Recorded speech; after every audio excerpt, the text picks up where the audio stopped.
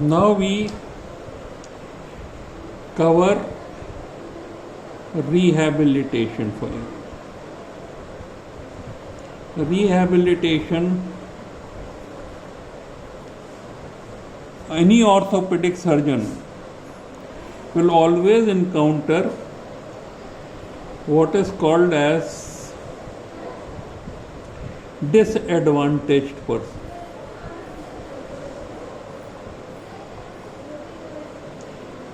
And initially we used to call it handicapped, and even before we used to call these people disabled. Disabled means not having the full ability. Now the ability can be mental or can be physical.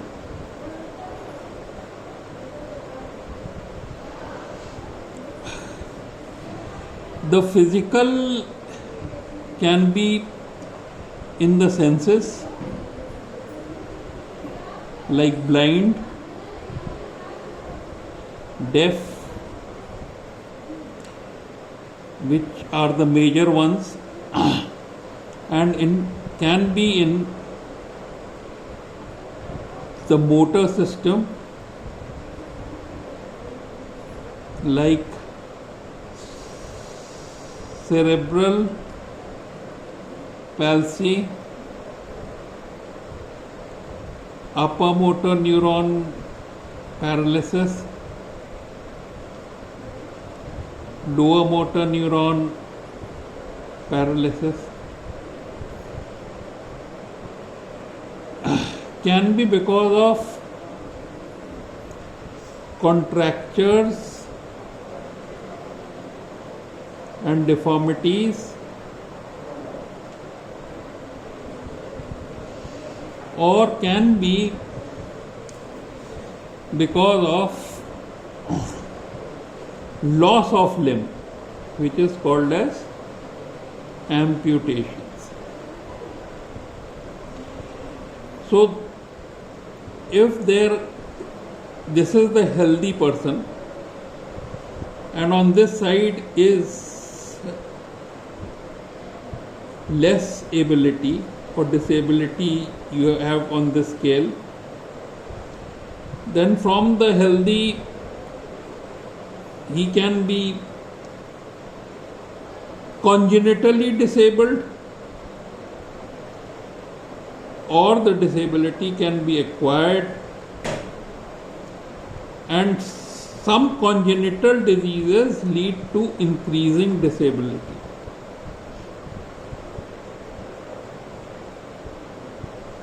For example, some congenital diseases may lead to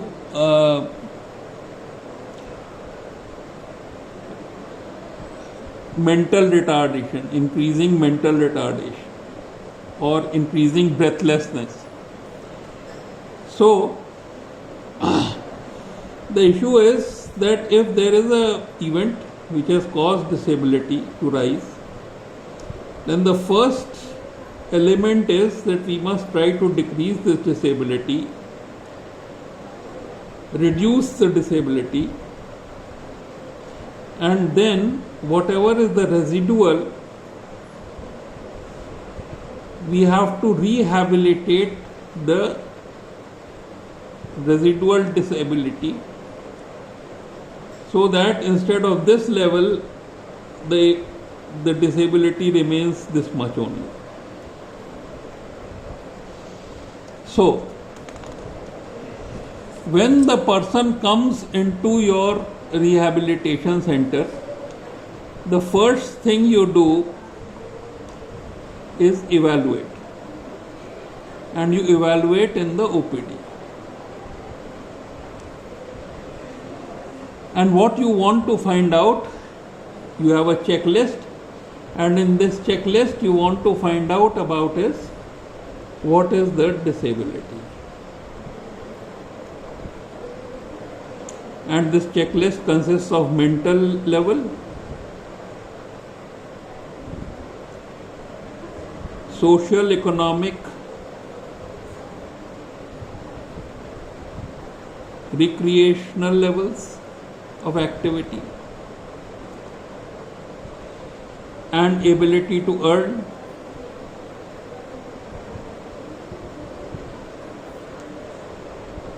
Then you have the senses. Then you have the speech, which is associated with the hearing. And then you have upper limb function. And then you have locomotion and gait. And then you find out whether there's any part is amputated or not.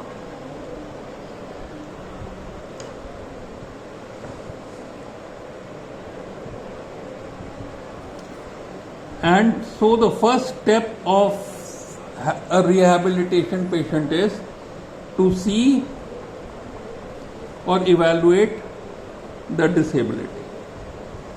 Then you tend to plan the rehabilitation. In the plan you can do surgery to decrease disability. You can give physiotherapy or occupational therapy or vocational therapy, again with the same purpose. And then you have to give either an orthotic device or a prosthetic device.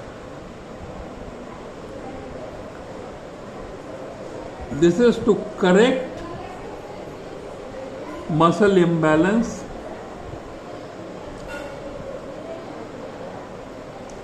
maintain limb in functional position.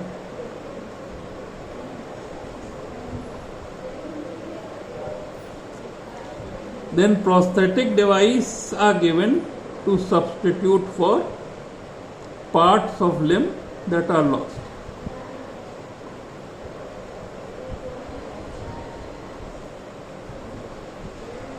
Okay, so now after this, understanding this, after this device, you have to ensure that the patient can do his activities of daily living, which are called as ADL, can do all social activities, recreational activities, vocational activities, that means he can earn his livelihood, and then you have to make sure that there is some sort of a active support or psychological support so that he can have happiness. And many times you have to, for the locomotion, you have to support it by wheelchair or crutches, and this is aids, walking aids. Now we will cover amputations for you because that is in your course.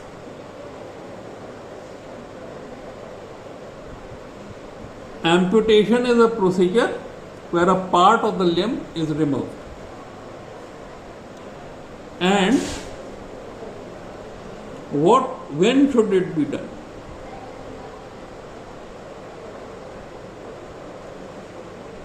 One, when the limb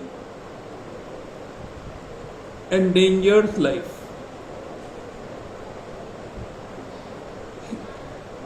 Like infection in gas gangrene. When the limb is avascular or gangrenous. when the limb is paralytic or with sensory loss, which is not going to recover, and hence the limb is functionless. And finally, when there are contractures, absence, congenital absence, or abnormal amounts of shortening. So, here you may have to amputate the limb. The first important thing about amputation is that it is not the last desperate step of orthopedic surgery, but the first and the most important step of rehabilitation. Therefore, it should not be left to the junior most to do.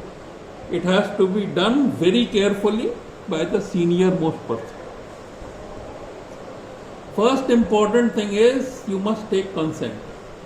You must explain and you must take informed consent.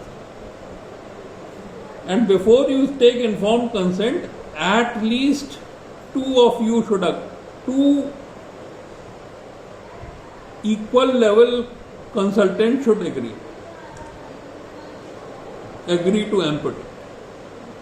So the consent is not only of the patient, but at least two people, two doctors must agree for the amputation. Then you do pre-operative management to build up the patient for surgery, to investigate and build up for surgery.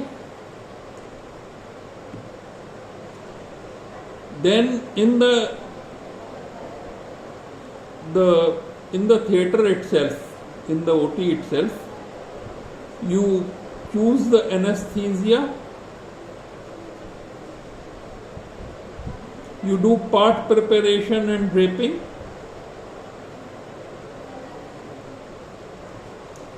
and then you choose the site of amputation. So the amputations are below knee, above knee,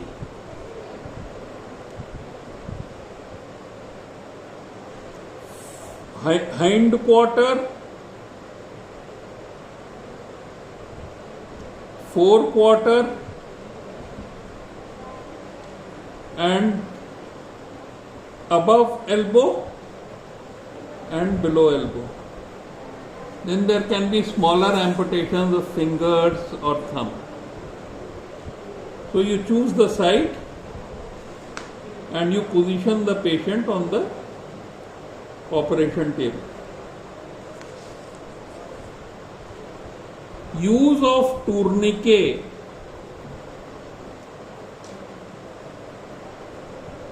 There are 4 principles to it. The first is only if you must.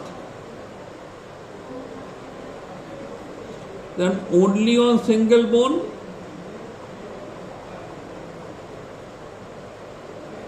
Not too tight.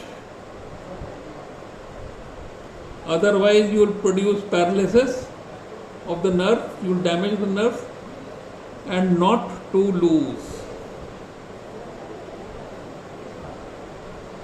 Otherwise you will produce more bleeding, because veins would not drain and the arteries will keep on draining. So you may or may not tie a tourniquet. Then you must do part preparation and draping. Then you must give an incision.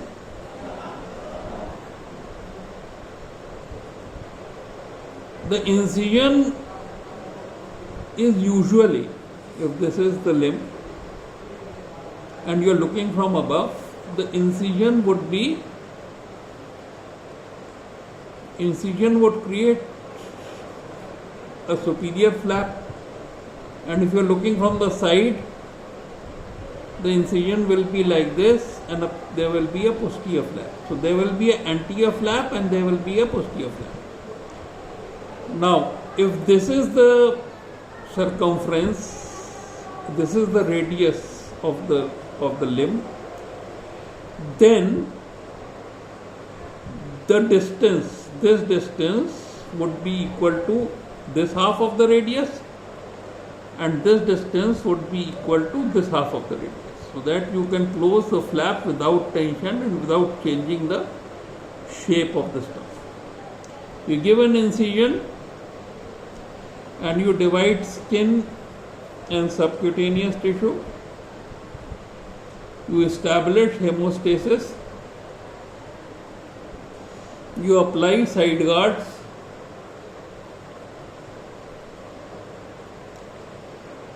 And then you divide, if this is the bone, if this is the level of bone, then if this is the level of bone here, then the soft tissue would be divided at 45 degrees to the axis of bone, so that when you close, this becomes exactly circular. So it is 45 degrees. Divide soft tissue. Pull nerves and section them. Section them by knife. Ligate or double ligate vessels. Then, if this is the bone, this is the periosteum, you section the bone trying to leave, and this is the marrow. Then you section a bone in a manner that there is a little bit of posterior cortex left, and you turn it over so that the medulla closes. Now this is called as osteoplasty. The second thing you do is, if this is the bone, and here you have the periosteum, and from the periosteum you have muscles going at 45 degrees. This is the section of these muscles. Then first you give a purse string suture that will close these muscles over this bone. This is called as myoplasty. And then, if this is the muscle, you pass a suture from here parallel to this surface. Take it like this, so that this hole closes into one line. The muscle on this side and the muscle on this side would all close in one line, and there is no dead space. Similarly, you close the skin. So now this is called as planned amputation. The ideal site of bone section is 15 centimeters, 30 centimeters, 15 centimeters, 20 centimeters, 10 centimeters. Now this is above knee, this is below knee, this is above elbow, and this is below. This is the site of bone section. And before that, you must be sure that there is no contracture, no paralysis, no sensory, and the patient does have a rehabilitation potential. Okay, then your patient gets out of anesthesia, remove the tourniquet, you dress the wound, the patient gets out of anesthesia, undergoes post-operative recovery, and then there is something which you can give, and that is called as phantom limb. So this is the stump, and you put a plaster here. This is the plaster, and you connect this plaster by a shin piece, and you put a shoe here, a foot here, so that you make the patient bear weight on this, so that he does not have loss of limb. Now this is called as immediate post-operative prosthetic fitting, and this apparatus is called as pylon. And the advantage of this is that infection rates reduce, wound healing is better, there are no phantom sensations. For example, he does not have the limb, but he may feel that he has the foot. So there is no phantom limb sensation, no post-operative neuralgia. So you can do an immediate post-operative prosthetic fitting. Then as the muscles are not in use, they gradually go on wasting, and therefore the size of stump keeps shrinking. So you can wait for 6 weeks, 4 to 6 weeks, so that the stump becomes mature. That means stops shrinking. So you can measure, you can have a jar in which you have filled water up to here, and when you immerse the limb up to a particular point, you find out the volume of water displaced, and thus you know the volume of the stump. So you keep on measuring it every 15 days or every 1 month, and when the volume becomes constant, you know that the stump is mature.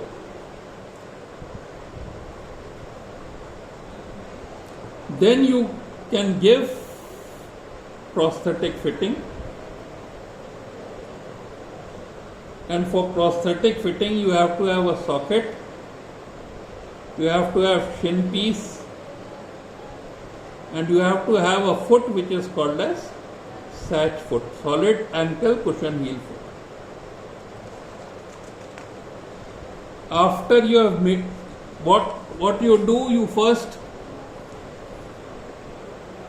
put a plaster, and this becomes a female mold or negative mold, and you fill the female mold or negative mold with plaster, so that this solid or male mold takes the shape of this limb.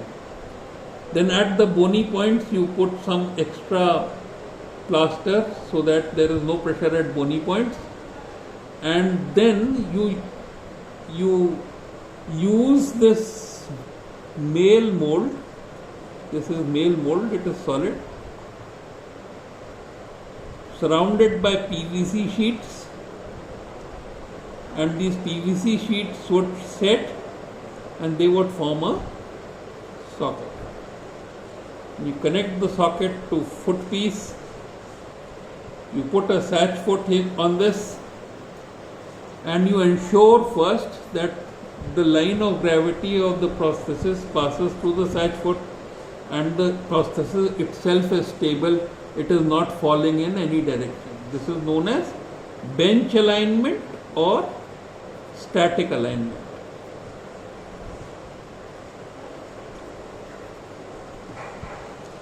Then you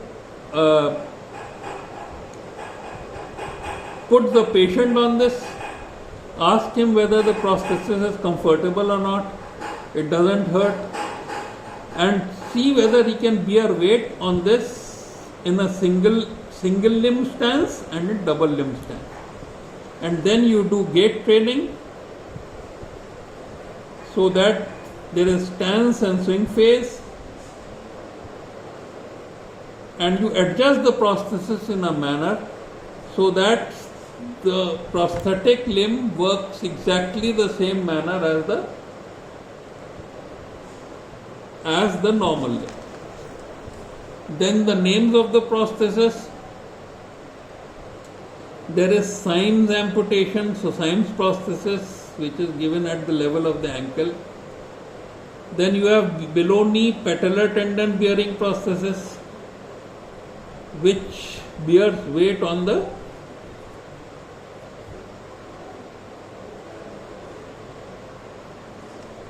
this is the patella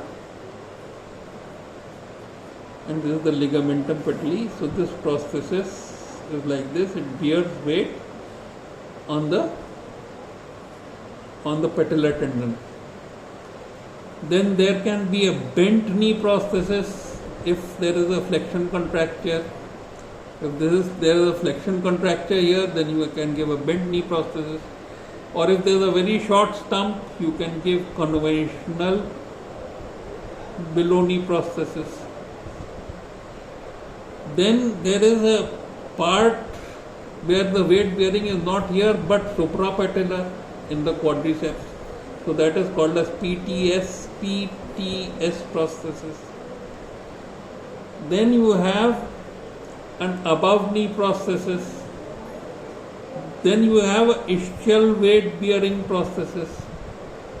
And finally you have, if you have done a hind quarter and there is no pelvis, there is known as Canadian tilt table prosthesis. The upper limb prosthesis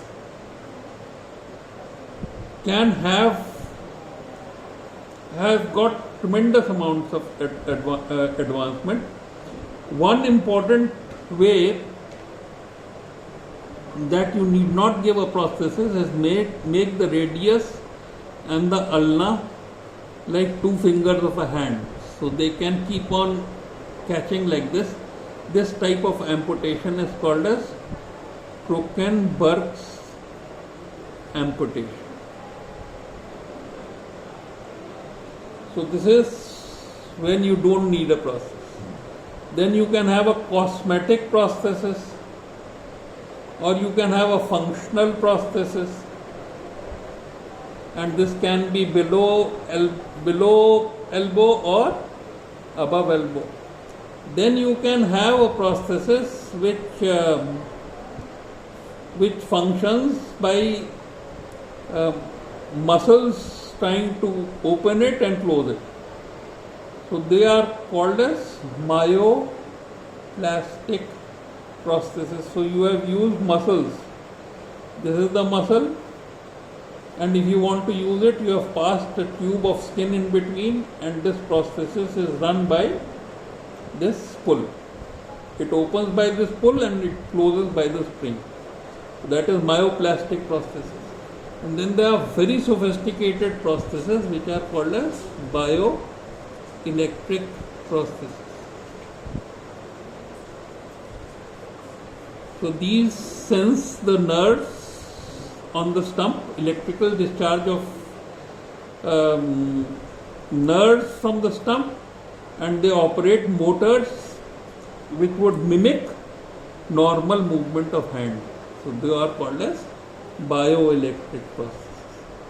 So naturally, after trying to decrease the disability by the surgery or by prosthesis, you have to think of same things: activities of daily living, social recreation, vocation, before you can say that the patient becomes totally rehabilitated. So rehabilitation is a very important part of orthopedic surgery, and you covered it with amputation.